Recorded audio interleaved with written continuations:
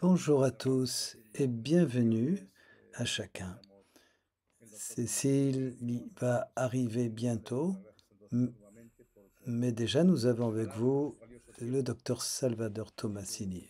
Voilà, et il va nous aider et nous partager son expérience. Une expérience inégalable que nous attendons. Alors nous voulions nous rassasier de cette soif de connaissance qui nous nourrit. Nous avions le désir que le docteur puisse nous aider à mettre en lumière certains points, certaines questions, certains enseignements sur la divine volonté. Et surtout le fait de se fondre, de se fusionner dans la divine volonté, ce qui nous paraît, ce qui est tellement important dans le livre de ciel. Si vous pouviez nous parler de cela, docteur, de manière simple et ainsi approfondir ce sujet tellement important et tellement décisif. Merci d'être là, nous sommes tout oui. Bonsoir, Jesus, et bonsoir à tous. La parole se fondre ou fusionner, aussi en français on dit, n'a jamais été bien comprise. On a l'habitude de du fait que Jésus vive en nous, habite en nous, l'habitation de la Sainte Trinité en nous. On garde l'idée que nous partage clairement Saint Paul, que ce n'est pas moi qui vis, mais c'est le Christ qui vit en moi. On se souvient des paroles de Conchita de Armida qui nous parlait de l'union avec Jésus. Et Jésus lui dira, celui qui te touche, touche le Verbe. On se souvient de ces paroles dites par la Sainte, mais nous n'avons jamais entendu parler de cette manière-là que la personne qui a Jésus en elle peut faire des actes divins. Que la personne qui est habitée par Jésus peut former des actes divins. Et c'est ce grand saut que nous faisons dans la divine volonté. Alors, qu'est-ce que ça veut dire que la créature parvienne à des actes divins? Alors, commençons par l'ABC et rappelons-nous d'abord un acte. Quelles sont les caractéristiques de la nature qui le produit? C'est ce que nous dit, c'est ce que nous trouvons dans les Écritures déjà. Donc un acte qui est d'abord réalisé par une volonté humaine prendra les caractéristiques de la volonté humaine. Un acte qui serait réalisé par un animal, par exemple un chien, ben c'est la volonté de l'animal, nous dirions de cette manière-là. Ce qui le fait agir, qui n'est pas une volonté raisonnable. L'acte de l'animal prendra les caractéristiques de celui qui l'a produit, c'est-à-dire l'animal, le chien. Donc, la volonté nous conforme à l'être, à la personne qui le produit. Elle, elle nous conforme à l'être qui est caractéristique de cette volonté. Donc, notre volonté humaine a en elle toutes les caractéristiques pour produire une vie humaine. Dieu agit dans sa volonté, c'est une volonté divine et tous les actes que Dieu fait à travers cette volonté divine prennent la nature de cette volonté qui est divine. Ce sont des actes divins. Ça, c'est pas très compliqué, nous arrivons à le comprendre. Maintenant, quand Jésus nous dit que nous devons nous fondre en lui, il nous dit en fait la chose suivante. Maintenant, regarde, je veux faire avec toi un échange de vie, je veux que tu me donnes ta vie et moi je te donne la mienne. je te donne ma vie. Cette vie, si on a bien compris de ce que nous parlions de la volonté, cette vie est donc une vie composée d'actes divins. Ce sont des actes successifs qui sont faits par la volonté divine à travers le Père, le Fils et le Saint-Esprit. Jésus agit, ce qui se forme dans cette continuité d'actes, qui est en fait un acte unique, c'est la vie divine. Quand Jésus nous dit « nous allons faire un échange de vie », il lui dit en fait « donne-moi ta vie, donne-moi ta vie ». Et il s'agit de ce détachement dont il nous parle dans le premier volume. Laisse agir ta volonté, mais pas avec tes attributs, mais avec mes attributs, et permets que ma volonté puisse déposer dans ta volonté tout ce qui est à moi, qu'elle dépose dans ta volonté, mon intelligence, mon amour, mes attributs, ma puissance, ma beauté, etc. Tout. Et quand tu vas faire un acte, tu vas commencer cet acte, mais celle qui va le compléter, l'enrichir, c'est ma volonté. Si cela est fait de cette manière, ce qui se passe, l'acte que fait la créature, à partir de ce moment-là, devient un acte divin, parce qu'il est réalisé par la volonté divine. Bouger, on peut dire agi, ému par la volonté humaine. Et on peut dire qu'à ce moment-là, l'exemple parfait de ce dont nous parlons, c'est le ministère du prêtre, particulièrement le prêtre quand il donne les sacrements. Le sacrement est un acte divin, ce n'est pas seulement Jésus qui le réalise, ou le prêtre seul non plus, il est réalisé par et à travers l'acte du prêtre, mais à travers cet acte, Jésus, qui utilise cet acte comme un canal, dépose dans l'âme tous les effets du sacrement. Par exemple, dans l'Eucharistie, le prêtre prend le pain, prononce la parole, l'élève s'incline, prend le calice, il dit une autre parole, l'élève s'incline,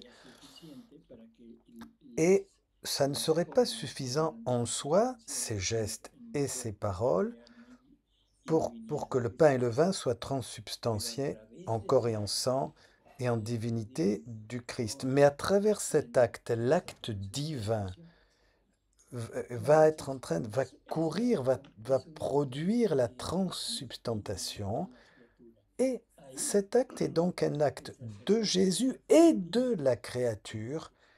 Et le prêtre, de cette manière-là, est fondu avec le Christ, avec Jésus. C'est ça, c'est cela, se fondre dans cette vie, former une seule vie, se fondre en Jésus, dans sa vie, former une seule vie pour être comme Jésus. Jésus est le vrai homme et Dieu, et il y a se fondre. Alors qu'est-ce que c'est? Qu'est-ce que c'est? C'est permettre à la divine volonté d'agir avec notre volonté. C'est cela, se fondre. C'est permettre à la divine volonté de déposer dans l'acte de la volonté humaine, qui doit être vide de lui-même, parce que nous avons longtemps parlé de ce sujet dans Misère et Vertu, de l'acte de se vider. Une fois que la volonté humaine est vide de ses misères, de tout ce qu'elle possède, de tout ce qu'elle a, et qu'elle n'a plus rien pour agir, elle a seulement la force de décider un acte, et cet acte va être enrichi de tout ce que la divinité va déposer dans cet acte. C'est ça, se fondre. Se fondre, c'est cela. Je ne sais pas si c'est clair. Oui, euh, oui, oui, c'était clair, docteur. Oui, merci. La question que toujours nous nous posons,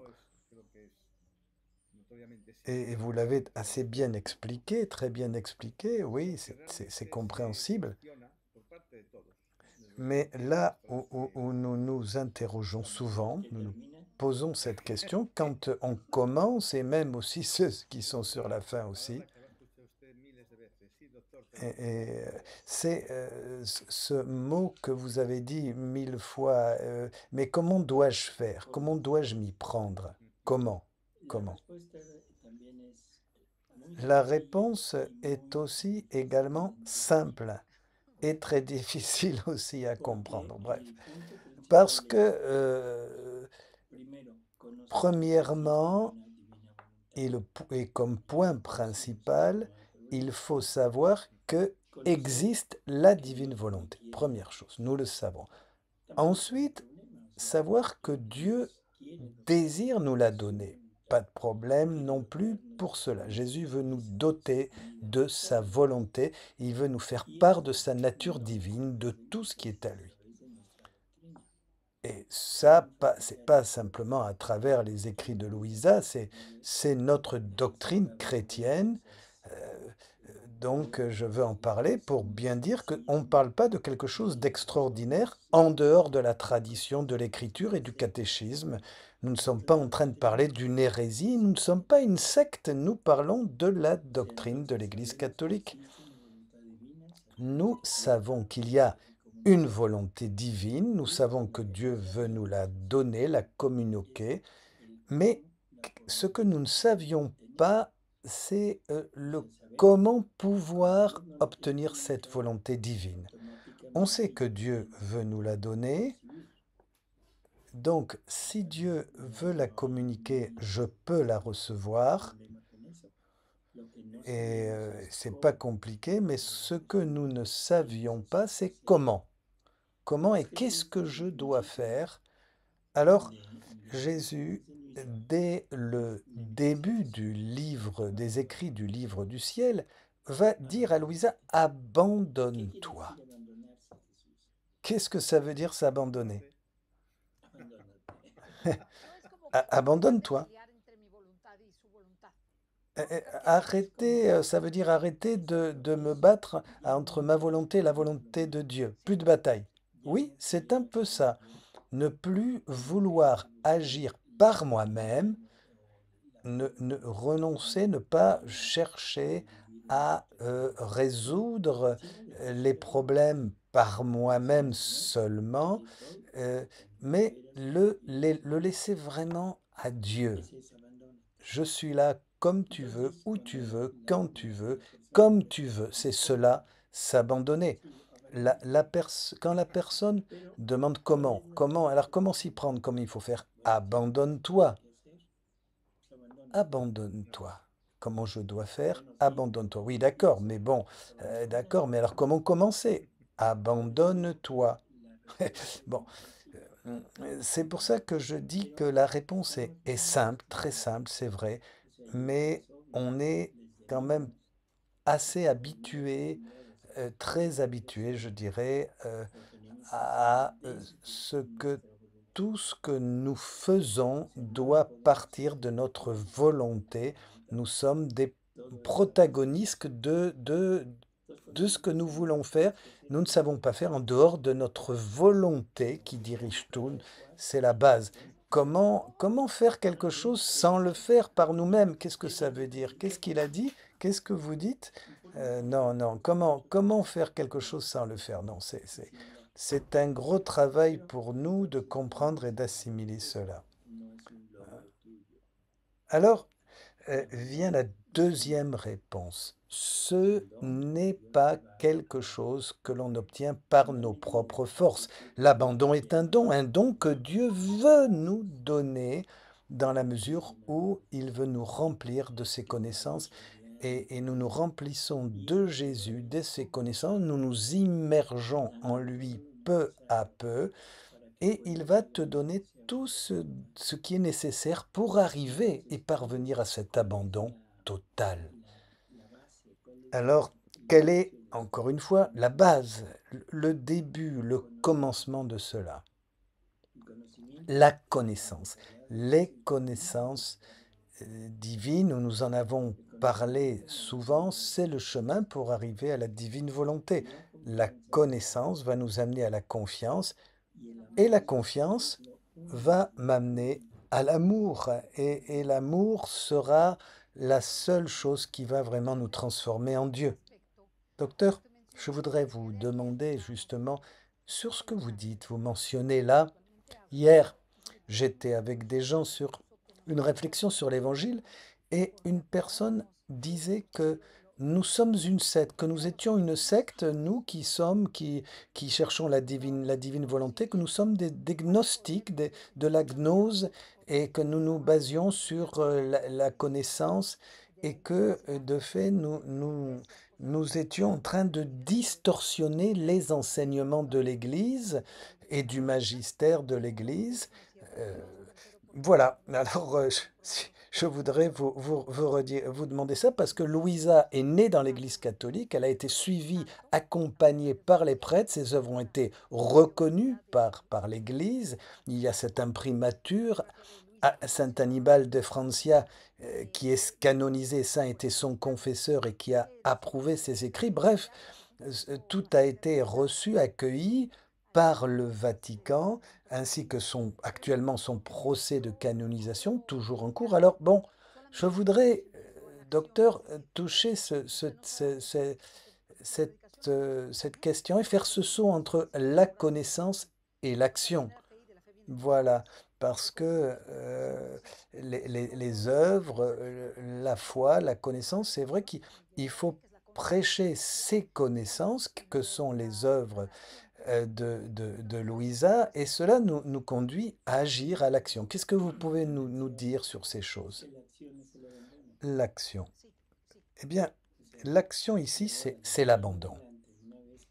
Et à partir de maintenant, une fois que cet abandon fait partie de notre vie, il va nous unir et nous unir davantage aux actions de Jésus. Et nous allons répéter la vie de Jésus. Alors, tout le monde va dire, mais alors, waouh, c'est une hérésie, et les cheveux se dressent sur la tête. Mais il faut lire le chapitre 521 du catéchisme de l'Église catholique qui nous dit que c'est un devoir. C'est pas une option, un choix, un superflu. Nous devons, dit-il, je cite, continuer en nous les états et les mystères de la vie de Jésus. Nous devons continuer et achever en nous les états et les mystères de Jésus. Donc, euh, notre doctrine de l'Église catholique nous parle, nous dit exactement sur ce sujet. Donc, la personne qui a dit que nous étions des gnostiques n'a pas, pardon, une seule idée de ce qu'elle dit, parce que tout est centré et basé sur la connaissance de la tradition d'une part, la connaissance de la doctrine de l'Église catholique d'autre part. Et oui, en plus, tout cela, cette manière de penser sur le gnosticisme peut se mélanger à des choses ésotériques. Et donc, bon, oui, elles n'ont aucune idée de ce dont elles parlent, car le gnosticisme, la gnose, se base sur, alors que là, tandis que là, on se base sur la révélation judéo-chrétienne, hébraïque, le Nouveau Testament, il n'y a pas de gnose particulière ici. Et le problème, et c'est quand nous en restons uniquement à partir de la raison. Ici, nous parlons et nous partons de la doctrine chrétienne et des écrits de Louisa. Nous ne faisons rien passer par notre raison humaine, et cette parole n'est pas utilisée, réutilisée. Sinon, ça voudrait dire on remet tous ces écrits, tout ça sous la lumière de la raison, mais Qu'est-ce que me dit ma raison sur ces écrits de Louisa? Non, non. C'est Cécile, alors voilà, pour vous répondre, Cécile, ne faites pas attention encore à ces questions, mais je voulais justement avoir cette lumière. Oui, mais Jésus dit à Louisa,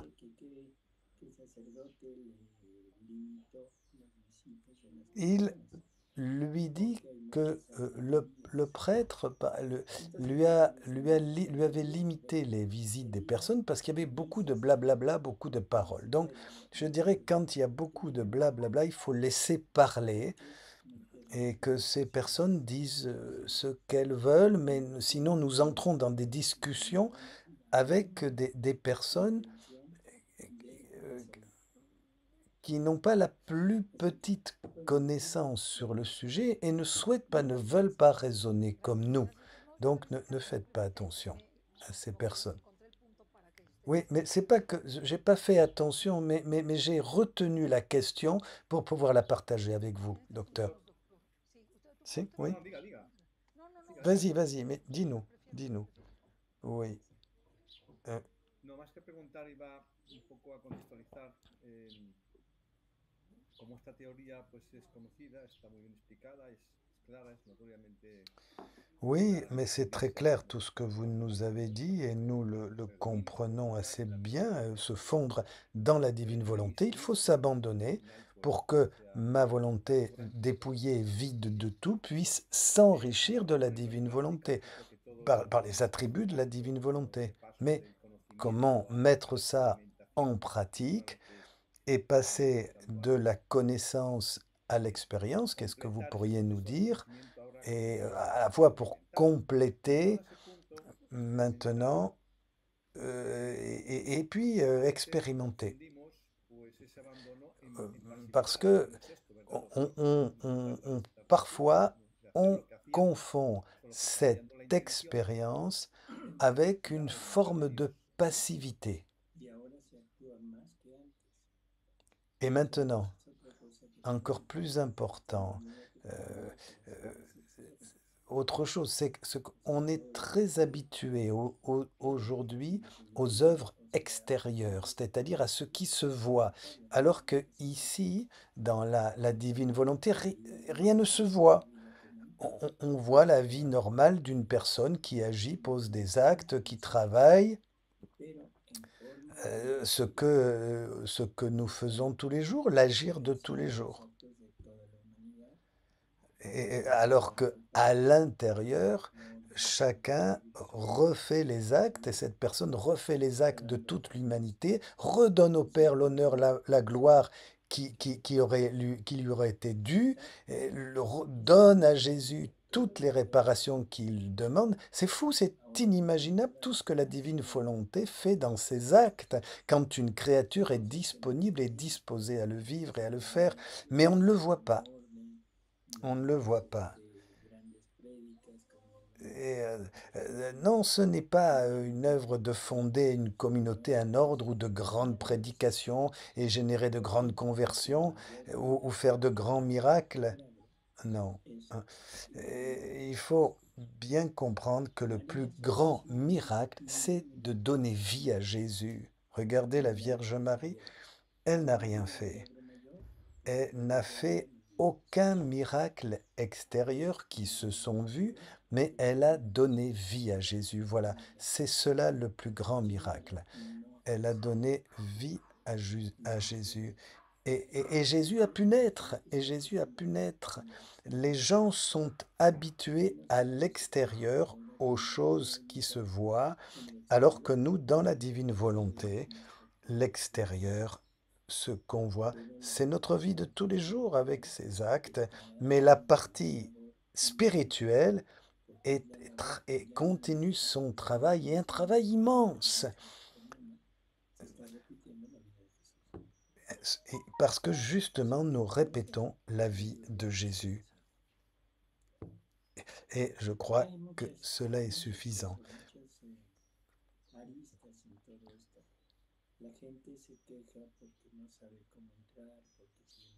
Bien sûr, aujourd'hui, beaucoup se plaignent parce qu'ils ignorent et ne savent pas comment entrer dans la divine volonté. D'autres ont des problèmes et de type émotionnel, des tristesses, des dépressions, des angoisses, des anxiétés. Et aujourd'hui, et, et aujourd'hui, docteur, c'est impressionnant, docteur, tous ceux qui souffrent de ces choses-là. Oui, c'est si, je sais, et je suis d'accord. Mais ce que nous devrions comprendre, c'est que jusqu'à ce jour, euh, toutes ces choses que nous avons soignées, que nous soignons avec des traitements, des thérapies, des médicaments, des anxiolytiques, des antidépresseurs, c'est,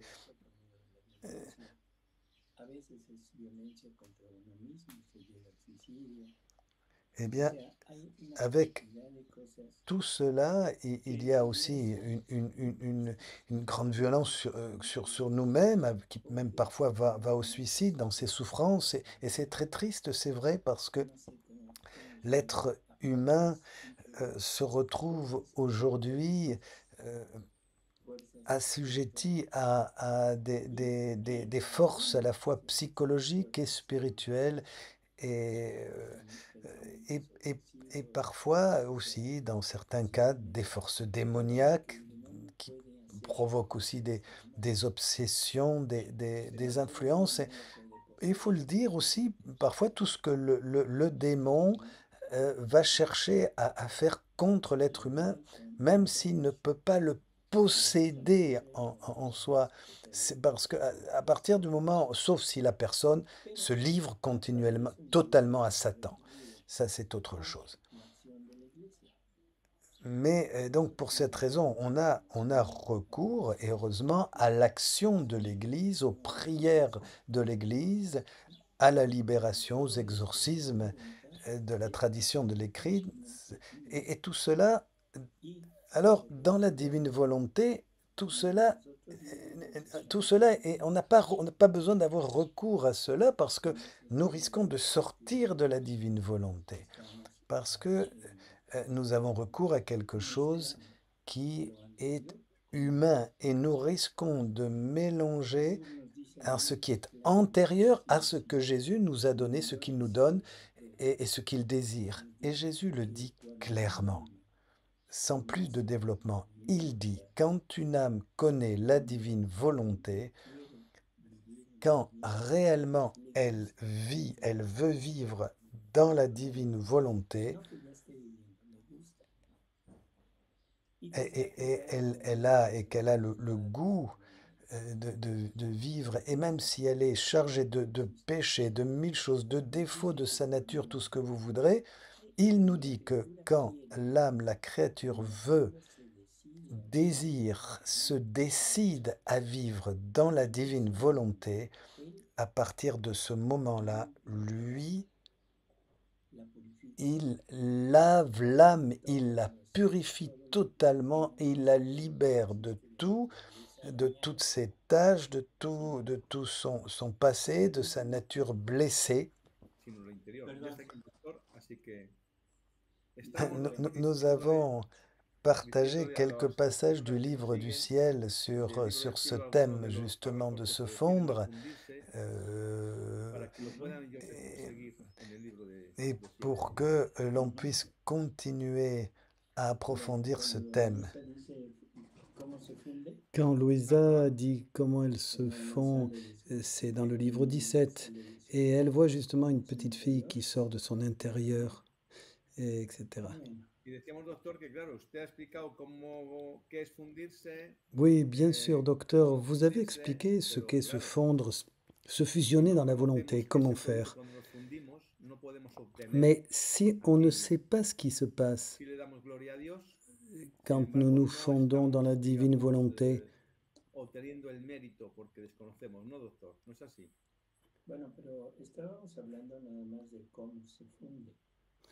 on a parlé d'abord, avant d'arriver à tout ça, de qu'est-ce que c'est que se fondre dans la divine volonté. On a dit que c'est un échange de vie. Et je crois qu'avec ce que nous avons dit, ça se comprend. Ujú. On comprend. On comprend ce dont il s'agit. Nous, nous avons parlé, nous parlions des choses que nous devons laisser, du détachement.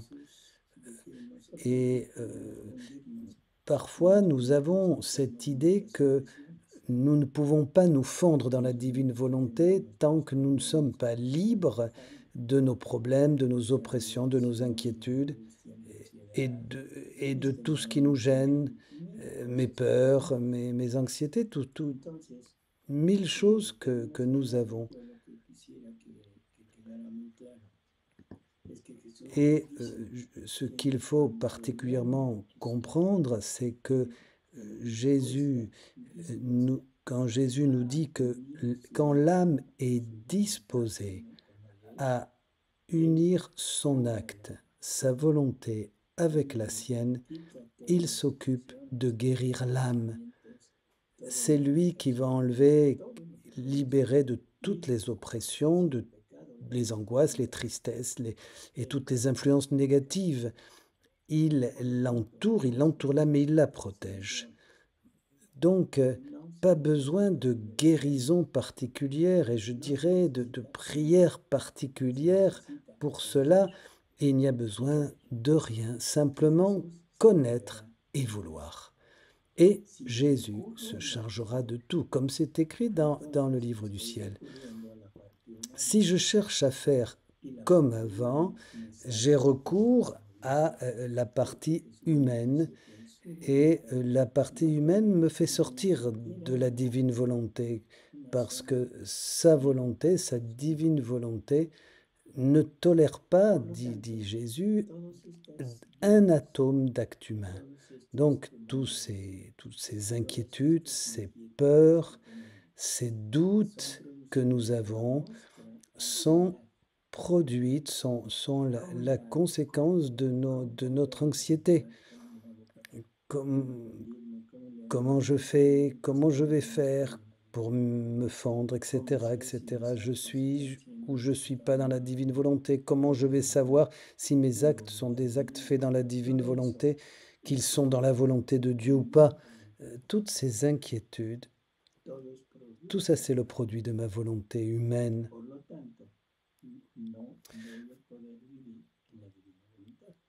Je ne pourrai donc pas vivre dans la divine volonté tant que je laisse ces doutes et ces questions en moi. Donc la première chose qu'il faut faire, c'est croire en Jésus.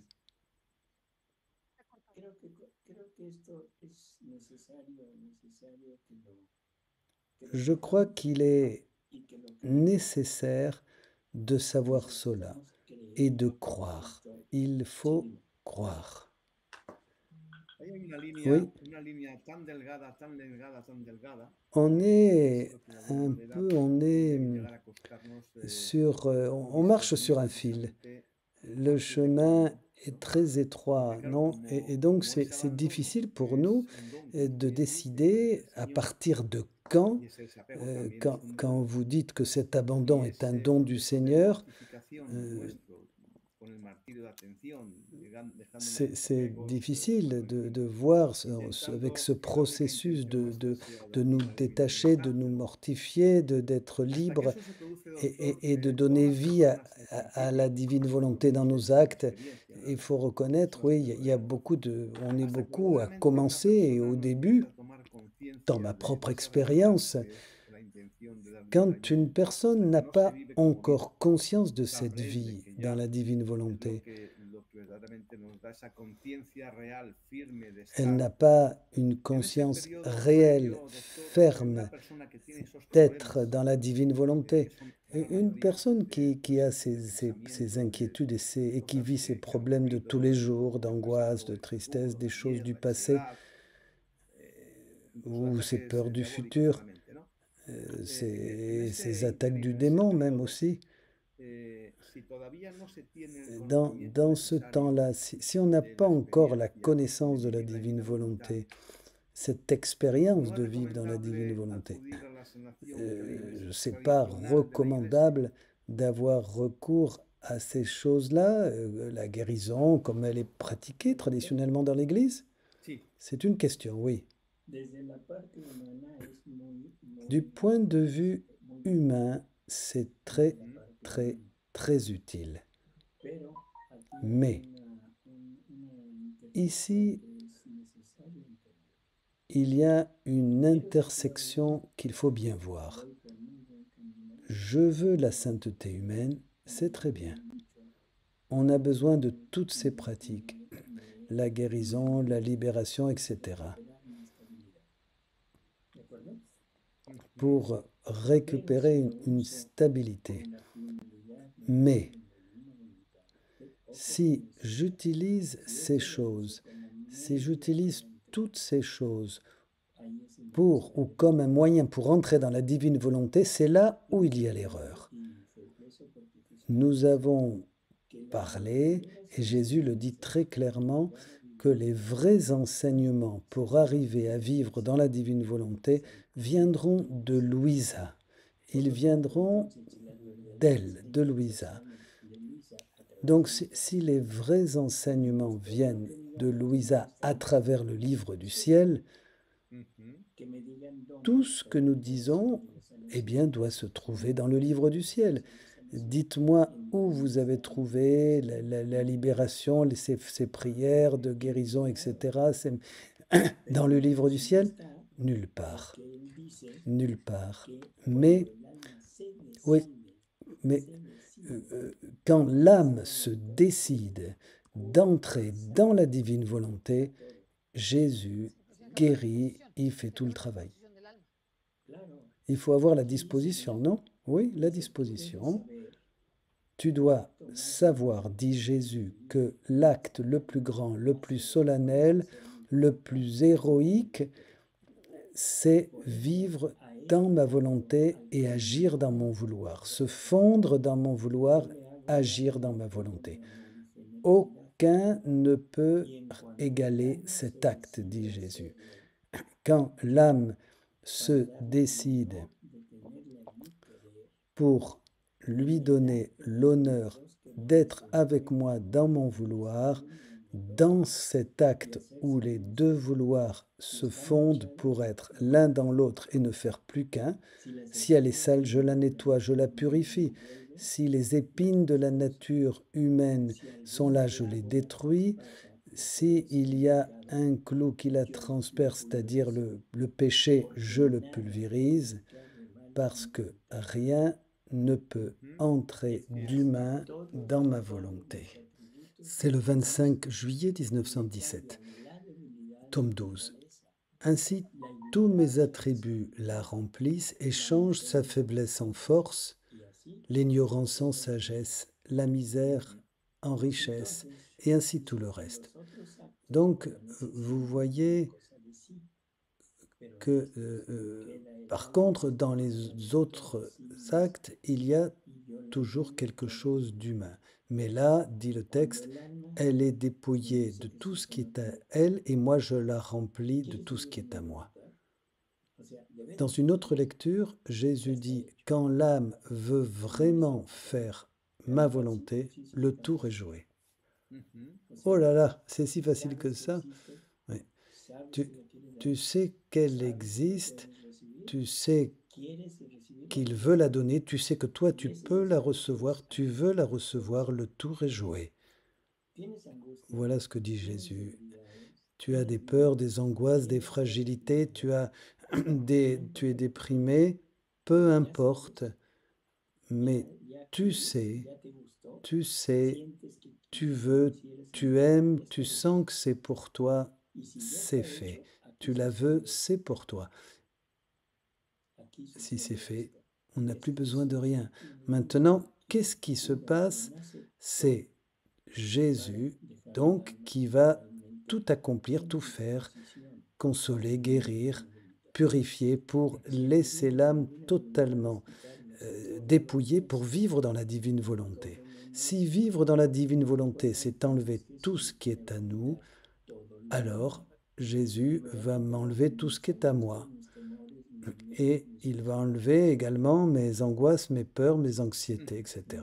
Sí, doctor, Vous si voyez? eso, es decir, yo creo que lo está dejando muy Docteur, claro, no hoy, sino días je pasados en esos crois programas de conocimiento de sí que mismo. Pero c'est claro, très clair si ce que estamos vous en la dites, on l'a voluntad, déjà vu estamos en la très voluntad, clairement. no Si estamos on est dans la en divine un bien volonté, espiritual. Nos referimos, doctor, on a n'est la pas inmensa mayoría de los en casos, autre o sea, chose. cómo una persona, doctor, Nous que avons tiene un une grande estado de quantité depresión, de gens, un de estado cas, de de ansiedad personnes qui souffrent crónica, de hasta dépression, qué punto esa d'anxiété persona chronique. puede Ces ver con personnes, claridad lo que el Señor le dice de comment que cuando le diga sí pourront-elles voir a dar vida a su clairement voluntad con esa que convicción que se si elles necesita, disent Él oui empieza a avec obrar? cette conviction, Yo entiendo, doctor, cela que va esas permettre à personas que Jésus tienen esa d'œuvrer? ofuscación o tienen ese estado Ces personnes qui vivent transitorio, ces souffrances mentalmente, digamos, afectado, mentales esas personas entiendo, doctor, et que ces no personnes qui tienen, sont cometen la capacidad affectées intelectual de et discernir qui lo que n'ont pas la deberían de hacer para capacité entrar, para dar intellectuelle ese de brinco, discerner ese salto pour cuántico a la savoir ce divina qu'elles devraient voluntad, esa faire pour determinación. entrer et faire Me ce está saut dans la diciendo divine a la volonté. inmensa mayoría de las Je personas que me nos escuchan, réfère doctor, porque cuando se à dice une una grande persona majorité de de estas personnes aujourd'hui. características, es que lo único que uno quiere es salir de ese problema. Entonces Et, acude a psiquiatras, a et psicólogos, même elles ne veulent incluso pas a cosas que parfois no voy a mencionar porque no sortir de necesitamos ce una mente problème. Elles psicóloga. suivent des thérapies, Entonces, elles voient ese estado des psychologues, parfois même psicofísico, des doctor, choses plus ou moins mélangées. claro, que una persona le digamos que Et tiene alors que tous dar vida a ces la divina états voluntad y que adopte con psychologiques, determinación y que a partir de ese et momento ces va a personnes sont ocuparse el invitées Señor de aussi à todo, donner vie à va a la ser muy divine difícil que lo volonté. discierna, que lo haga Il suyo. faut qu'elles croient Entonces, que en esos casos, Jésus doctor, va no queda s'occuper otro remedio, d'elles. entiendo yo, esa es mi opinión, humildemente, claro. Alors, dans Que ces cas-là, acudir, il n'y a pas sí, d'autre recours, pas d'autre possibilité que d'aller à ce que nous disons. Quand tu es déprimé, ujú, quand tu es anxieux, bon, tu vas voir un spécialiste, un psychologue, un psychiatre, ou tu vas à une prière de guérison et tu crois que cela va te guérir. Sinon, tu n'y vas pas. Eh bien, cette même foi que tu mets dans ces choix personnels humains, tu la mets dans la divine volonté. Tu vois, no, es que no se conoce, doctor. No es que ne sea me dis pas difícil, que es c'est que très desconociendo difficile. que existe, no puedo acudir a ello. Non, non, c'est pas que c'est difficile maintenant. Le point de départ, c'est la connaissance. Quand quelqu'un connaît, et nous l'avons dit tout à l'heure, toutes ces choses au niveau humain,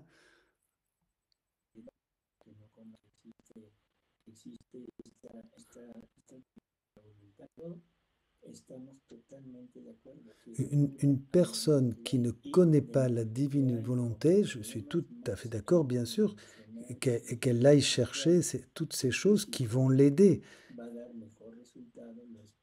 Et certainement, elle va se sentir mieux au niveau spirituel, tout à fait, plutôt que de prendre un médicament, un tranquillisant. Bon, une prière de guérison va l'aider à se sentir mieux au niveau spirituel. Mais beaucoup de ces maladies se trouvent dans la partie spirituelle. Et en guérissant et en corrigeant l'état émotionnel, bien sûr, la personne se retrouve mieux physiquement. Mais nous avons oublié que l'état émotionnel dépend de l'état spirituel, Ujú, dépend du spirituel. C'est comme une chaîne. Les médecins ne voient pas tout ça. Ils voient surtout, et bien sûr, l'aspect extérieur, l'aspect matériel, et ils ont raison dans beaucoup d'occasions.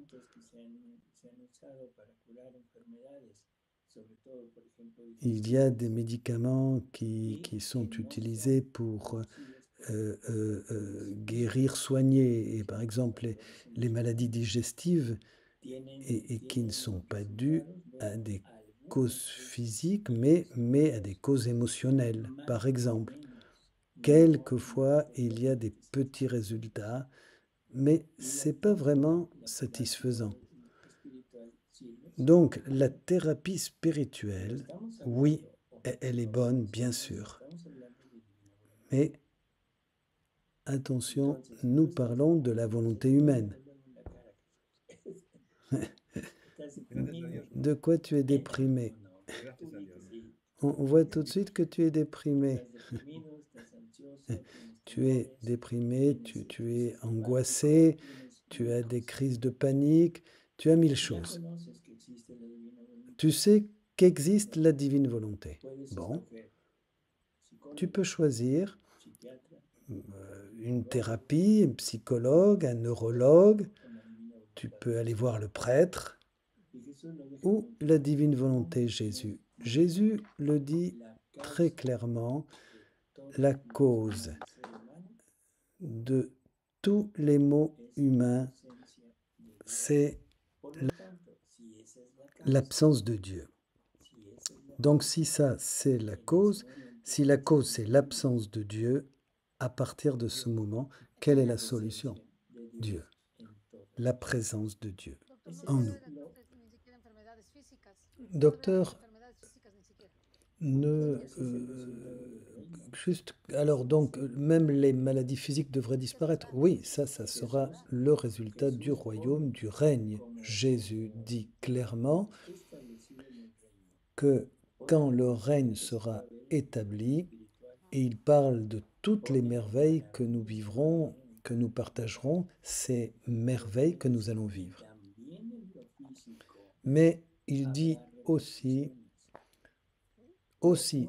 dans la partie physique, la seule chose qui ne disparaîtra pas, c'est la mort. La mort existera et continuera, mais ce ne sera plus la mort telle qu'on le vit là, une mort qui amène à la corruption, mais ce sera une mort où le corps sera dans l'attente de vivre l'incorruptibilité. Il dit, dans les textes, il dit, Jésus, ce ne sera pas la mort comme maintenant. Il n'y aura pas cette corruption, ils seront comme dans l'attente du moment de la résurrection. Restons avec ça et n'essayons pas d'en rajouter d'autres ou d'en enlever. Dans la dimension physique, il y aura cette transformation. Voilà.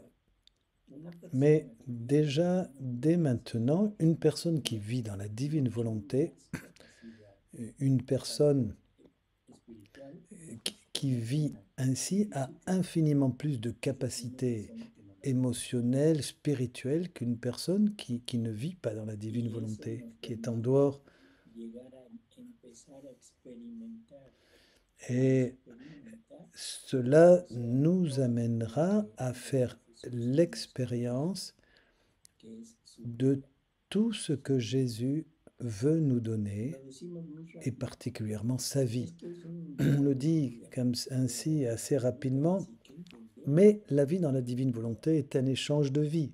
Qu'est-ce que l'on comprend quand on parle d'échange de vie? On dit ça un peu rapidement. Qu'est-ce qu'on voit? Qu'est-ce qu'on vit avec Jésus?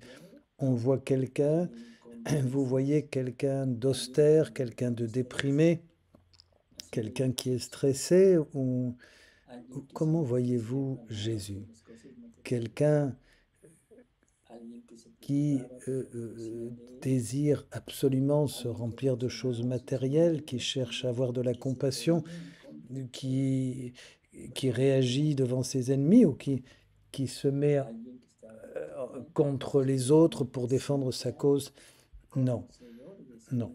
Nous voyons quelqu'un qui est complètement centré, qui se connaissait lui-même, et c'est là que nous devons arriver, nous connaître nous-mêmes. Mais la difficulté, c'est que nous n'avons pas la clé pour ouvrir la porte de cette connaissance. C'est pour ça que les paroles de Jésus n'entrent pas dans nos cœurs. Et pourtant, les paroles de Jésus sont claires.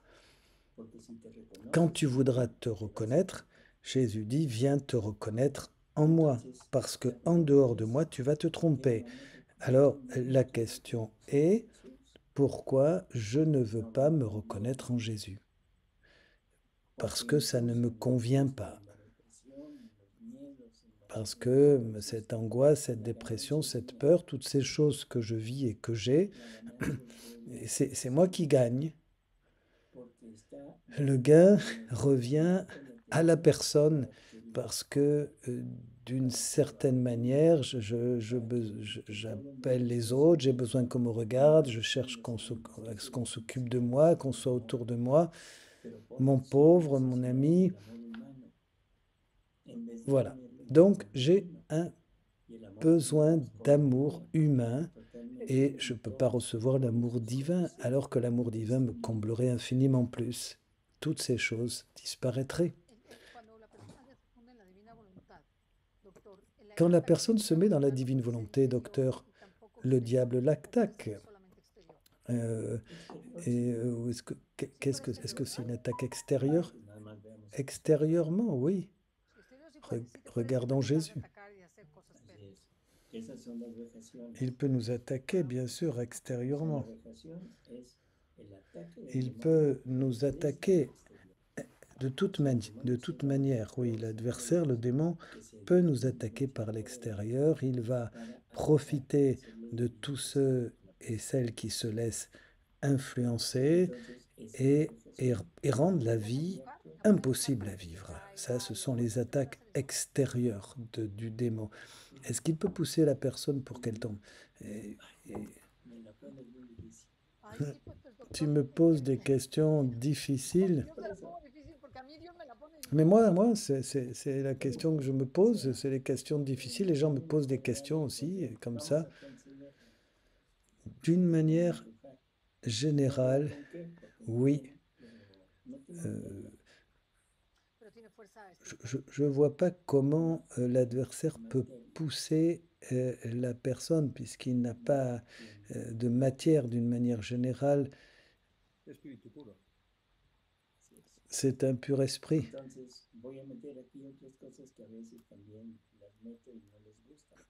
Je vais dire également d'autres choses que parfois les gens n'aiment pas entendre, que des esprits sataniques peuvent avoir des relations sexuelles avec une personne humaine. Ça, c'est un mensonge. Ils n'ont pas, n'ont pas voilà, la possibilité de faire ça. Ça peut être, oui, des sensations, oui, mais ça, c'est autre chose. C'est autre chose. Ils n'ont pas de quoi. Et avec quoi faire cela? Doctor, On est censuré. se Ça y interrumpió en est. el momento crucial, cuando iba a decir, sí, pero On n'a esas pas son... entendu. Les sensations, ce sont des idées obsessives. Donc oui, des sensations, et c'est ce qui est arrivé à Ève. Satan l'a stimulée à travers sa parole, et il l'a séduite, et en stimulant, excitant son désir, son désir d'être créateur comme Dieu, euh, et, euh, et là, elle a utilisé, elle a pris cet orgueil de Satanas, et la finalité, il faut s'en souvenir, de la création était la reproduction. Croissez et multipliez-vous. Et pourquoi Satanas a attaqué Ève? Justement parce que le châtiment est la conséquence de la désobéissance ici, ça a été tu enfanteras dans la douleur, et ta convoitise te poussera vers ton mari, comme dit l'Écriture, et lui dominera sur toi. Genèse 1,16. Et donc, je crois que c'est assez clair dans le livre de la Genèse, tel qu'on vient de l'écouter, pour comprendre que le péché a touché la reproduction, arriver à être comme Dieu. Oui, c'est ça, exactement. Le jour où tu mangeras du fruit de l'arbre, tu seras comme Dieu, dit Satan. Et il ne veut pas que tu sois comme lui. Et c'est pour cela qu'il lui montre, la séduit et lui enseigne l'acte reproductif des bêtes. Elle ne sait pas encore, elle ne sait pas même comment se reproduire. Et si ça avait été sexuel, il aurait pu lui dire, «Ah, mais tu sais pas ce que tu perds, et aurait évoqué d'un plaisir particulier. Non, non, c'est la reproduction. Et le châtiment a touché justement la reproduction. Tu enfanteras dans la douleur. Pardon si je me suis un peu étendu. Merci docteur, merci, c'est l'heure. Merci pour ce moment. Nous vous disons à tous au revoir et puis à bientôt.